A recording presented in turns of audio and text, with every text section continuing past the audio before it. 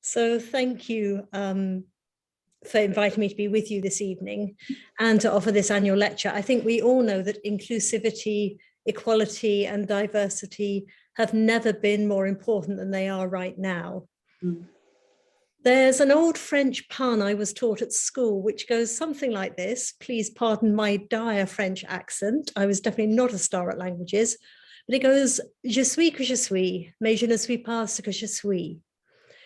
It's supposed to have been said by a farmer to silence villagers laughing at him for walking behind his donkey, and translates as, I am what I am, but I am not what I follow. I am what I am, but I am not what I follow. I see what the French farmer meant, but I'm not convinced that this is an adage that is generally true. In fact, I think I am who I am, at least partly exactly because of who and what I follow. This is, after all, a fundamental aspect of our identity as Christians, as church, a group originally called the Way and created to follow in the path of Jesus. A band of diverse followers united in little more than their adherence to this particular leader and a determination to follow in his footsteps. And simplistically, we could say that all would be well with the church if we just continue to follow Jesus, which is both definitely true, but not always immediately helpful. Whose interpretation of Jesus do we follow? Whose understanding of Christ do we make our own? How do we identify those people in the world today who are prophetically speaking God's truth and walking the walk of Christian wisdom? Most importantly, how do we, like those first Christians, recognize God at work in people who do not look like our traditional leaders, in losers from Nazareth, rather than high priests from Jerusalem? Or to put it another way, how do we break through our own prejudices, which blind us to leadership from unexpected sources? How do we widen our understanding of what leadership might look like, and so what a leader might look like? Discerning who to follow, discerning leaders, is a crucial part of ensuring not just the spiritual well-being of the church, but our own individual spiritual well-being. We need to find and follow those who will lead us in a Godward direction, which may not always be the direction we expect it to be. I had the opportunity recently of viewing one of the worst examples of contemporary leadership rather too closely. I was appointed Vice Dean and Canon for Social Justice at Grace Cathedral in San Francisco at just the same time that Donald Trump was elected president. Here we have the epitome of everything a leader shouldn't be: dishonest, entirely self-interested, bombastic, petulant, bullying. The list goes on. But still, there was something in Trump that made people vote for him, a caricature of leadership that people believed in. Let's call this the charismatic mirage of leadership. A mirage that most often surrounds outspoken, white, cis, straight men who have embodied leadership both in image and in fact in the Western Church and in wider society for over 2,000 years. This mirage is at the heart of patriarchy. It's the fairground mirror that distorts white, straight male images to appear bigger than they are, and that distorts all other identities to be smaller than they are. There have, of course, always been great leaders of other identities. The first that randomly sprang to my mind when I wrote this was Sojourner Truth, Martin Luther King, San Francisco supervisor Harvey Milk, but they have never been the majority. And the mirage is persistent. partly because it validates qualities most of us have been taught to associate with strong leadership. Charismatic individuality, overt self-confidence, a forceful presence, insider status, the right accent and educational background, a thick skin. So in order to dispel the mirage, we also need to clear our concept of what a good leader looks and sounds like. And to help us do this, I'm looking to an perhaps unusual source, a group of people associated more with withdrawal than with leadership, with spiritual rather than practical wisdom, the desert fathers and mothers. I believe these 4th century African Christian leaders have something crucial to teach us in the 21st century. These desert elders have a clarity of vision that can help us see a new model of leadership, one that offers far more to the church and to the world today than the old patriarchal mirage. But just before we get to them, there's one other rich seam of leadership wisdom I want to refer to, however briefly. That is the Hebrew prophets, countercultural leaders of their own day, more interested in bringing the people back to God's ways than in upholding any human status quo, exactly the radical approach we need to make the church a truly inclusive place today. Rabbi Nahum Ward-Lev, in his recent book, The Liberating Path of the Hebrew Prophets Then and Now, characterizes their teaching beautifully. He says, they said, today is a day of creation. Today is a day of exodus. Today is a day to take God's outstretched hand and set off into the wilderness of an alternative future. An alternative future. A future defined by God's priorities, by God's promiscuous embrace of all people, not one defined by our limited human hearts. A leader attuned to walking hand in hand with God, to lead God's people into a place of liberation and a countercultural reality of radical love. And there's a lovely image in Wilna Gaffney's book, Womanist Midrash, that talks about Miriam as a prophet. It goes, now Miriam, she's a real prophet. She goes to God on our behalf and God speaks to her for us. God comes when she pounds her drum. And when she dances, God dances with and in her. That's my kind of prophet. That's my kind of leader, the kind of leader I would like to see in the church, one who dances with God and with the people. That is the sort of leader we could want to grow to be like, that we could hope to make us more ourselves and also more like the one we follow.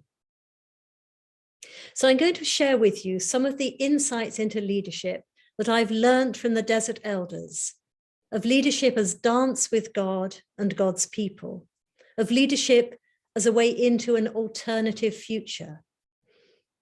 I've got 6 catchphrases for inclusive leadership gleaned from their writing that I want to share with you. And the first is this: find yourself first, even if it means getting lost.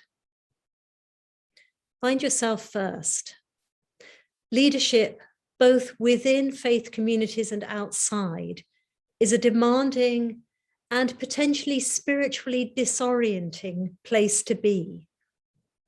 We see far too many examples of leaders who believe their own publicity or reckon themselves to be above the rules they impose on others, from Dominic Cummings to Donald Trump, to leaders in the church who abuse their position of privilege. A badly grounded leadership is poisonous and pernicious. And there are two serious temptations for leaders: the enticing pull to believe the projections of excellence and virtue, and also the deadening lure of believing projections of malignancy and incompetence. If the church is to have grounded, inclusive leaders, and especially if female, gay, Black, trans leaders are to stay grounded with all the extra baggage white supremacy and patriarchy loads on these identities, then they need to be leaders who are secure in their own identity. We need leaders who, like the desert fathers and mothers, ground their identity in their relationship with God, so that they have the necessary courage and clarity to claim the authority they're being called to. The desert elders journeyed into the desert to find just that clarity. They left behind all other gazes, but the gaze of God. They physically lost themselves in the wilderness in order to encounter the truth of themselves, humanity, and God, in order to find themselves, to find truth. Anyone who's not interested in taking this journey is going to be a thin leader in spiritual terms, able to deal with the surface and success, but without the depth of relationship to God and to their own being, to lead through failure and into the unknown. Finding yourself and finding God leads into the next spiritual requisite for true inclusive leadership. Make serving God your number one priority.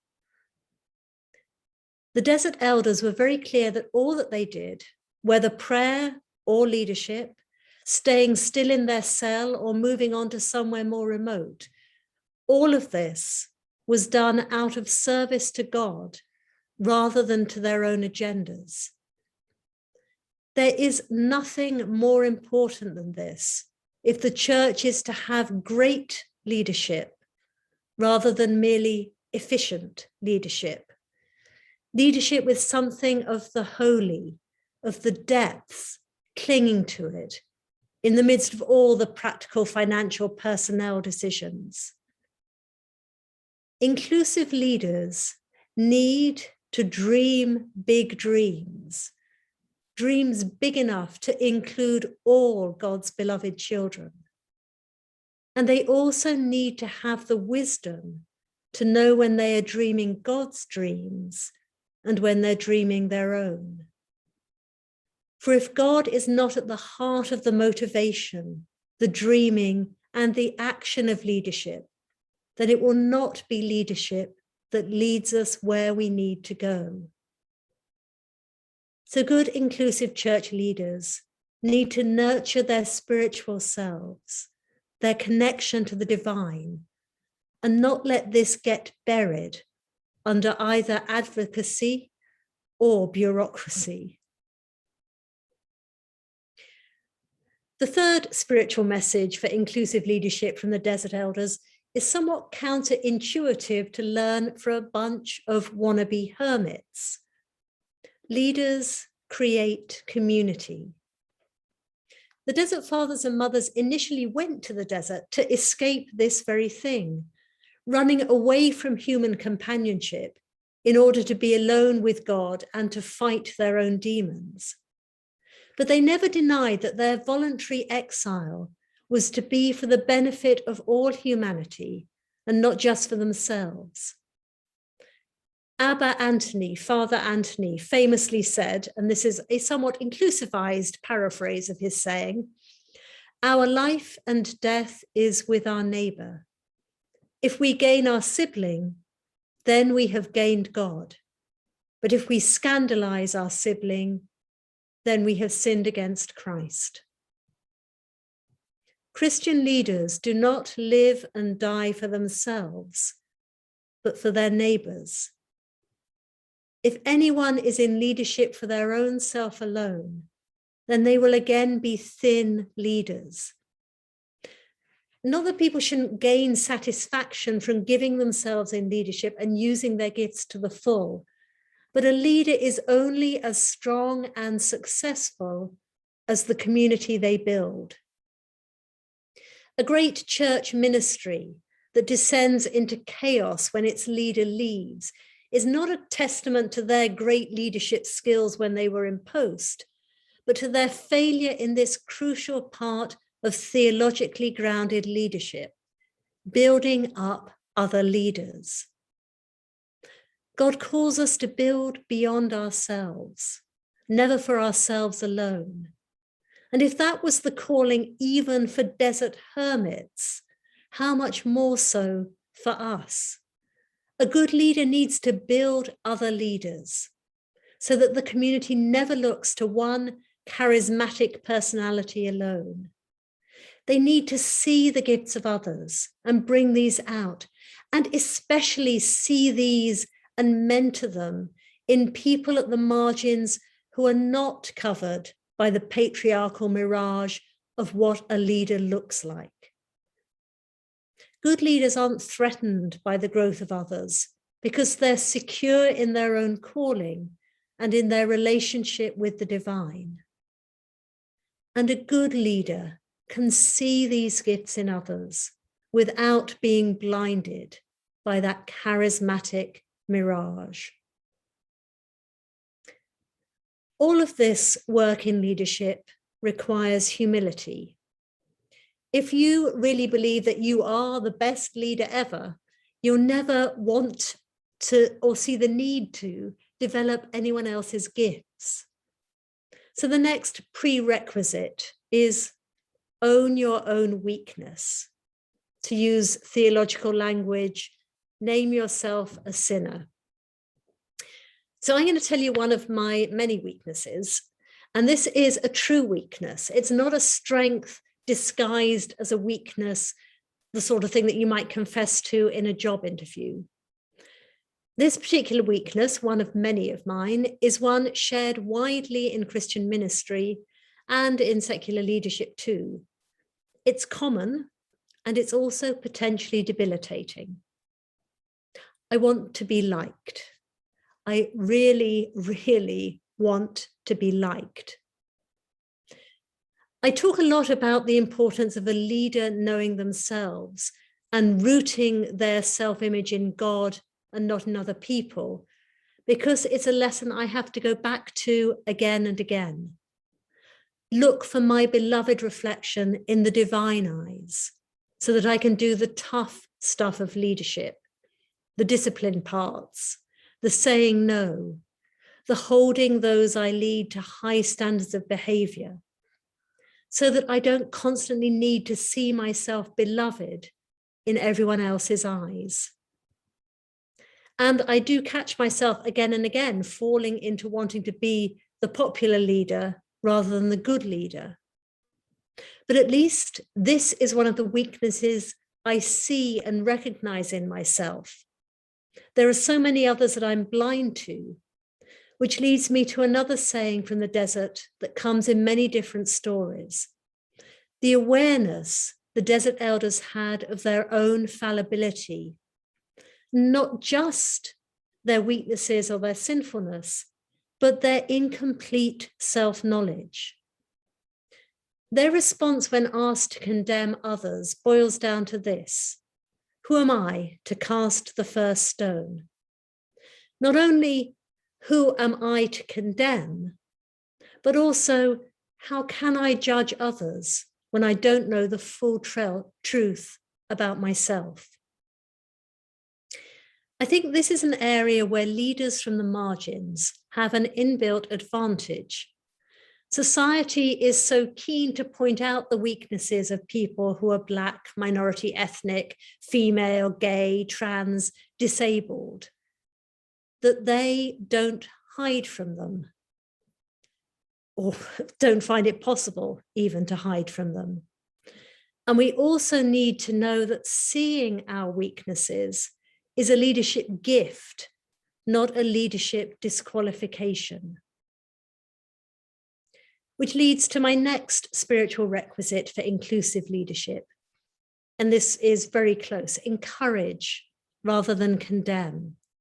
Story after story about the desert mothers and fathers talks about their seriousness and severity with themselves and their generosity to their sisters and brothers. Here's one story. One day, when Abba John was going up to Sketis with some other brothers, their guide lost his way, for it was nighttime. So the brothers said to Abba John, "What shall we do, Abba, in order not to die wandering about? For the brother has lost his way." The old man said to them, "If we speak to him, he will be filled with grief and shame. But look here, I will pretend to be ill and say I cannot walk anymore. Then we can stay here till the dawn." This he did. The others said, "We will not go on either, but we will stay with you." They sat there until the dawn, and in this way, they did not upset the brother. Knowing your own weakness is a really helpful first step for being gentle with the weakness of others, for finding ways to build others up rather than to break them down, to be able to look at them with the encouraging gaze that reflects God's deep love and hope for them. And as well as knowing our weaknesses, it also really helps if we know our personal demons, as well as the demons that haunt our institutions. So my final pointer to inclusive leadership from the desert leaders is, do not be afraid to confront the demons. This is why the desert fathers and mothers headed out to the wilderness in the first place, not to enjoy its beauty or relish its peace, but to confront the demons of their own hearts that drew them from being the best versions of themselves. Leaders for an inclusive church need to be alert for the ways that we ourselves or the institutions we serve are being led astray from relationships with God. Having demons isn't shameful, it isn't sinful, and it's usually only when we're able to confess to those that haunt our own psyches that we have enough clarity to see those that haunt others or haunt our institutional psyches. Amma Theodora also said, there was a monk who, because of the great number of his temptations, said, "I will go away from here." As he was putting on his sandals, he saw another man who was also putting on his sandals. And this other monk said to him, "Is it on my account that you are going away? Because I go before you wherever you are going." We take our demons with us. Their power can only be diffused by recognizing and addressing them, not trying to run away from them. It isn't comfortable to do this. In fact, it's often as far from comfortable as it's possible to be. But unless those of us who are white surface our racism, along with acknowledging our privilege, we will not be inclusive leaders. Unless those of us who are female address our own internalized misogyny, we will not be inclusive leaders.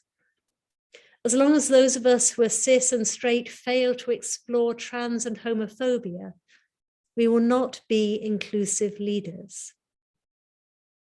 And let's not forget that as well as personal demons, there are institutional demons that we need to address.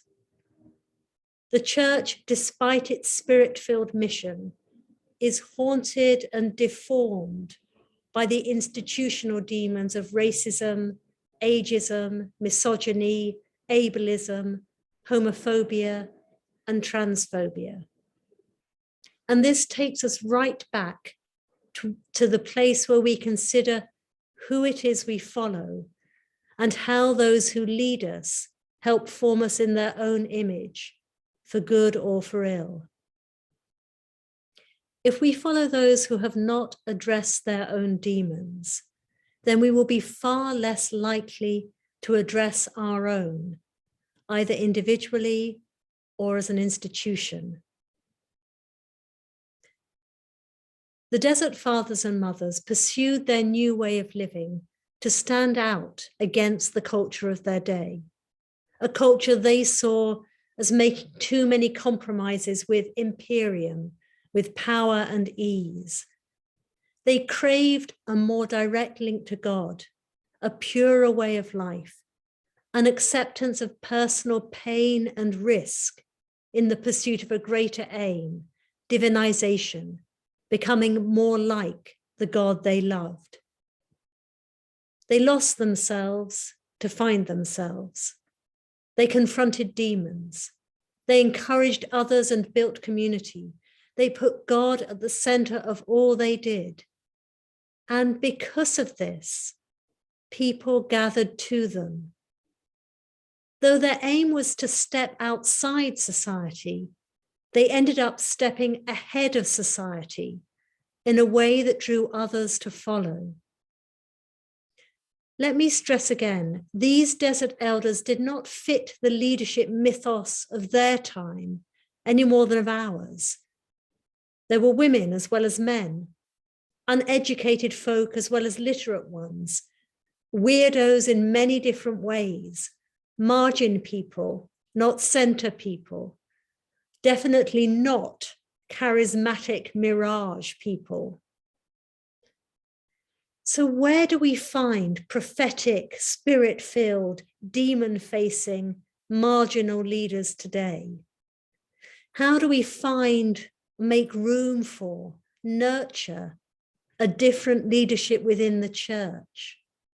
How do we find new people to follow?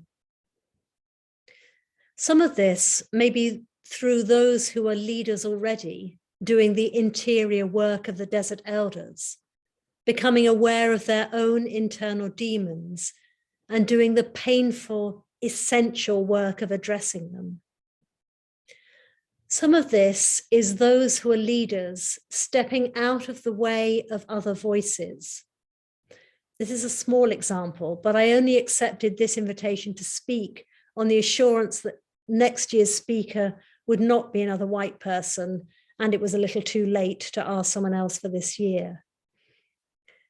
And much of this is having the will to change, to accept that who we follow is important, and to choose to follow leaders who don't fit the patriarchal mirage, to open our eyes to the richness that other leaders can bring.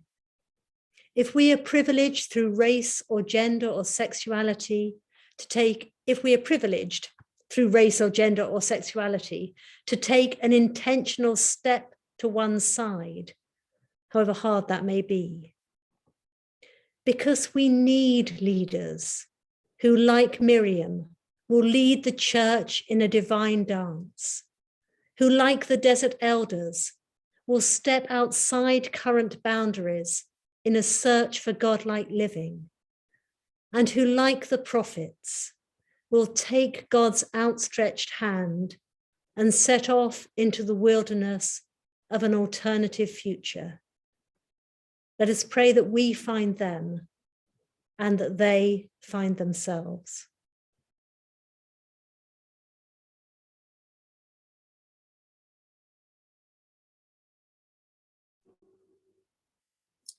Thank you very, very much, Ellen.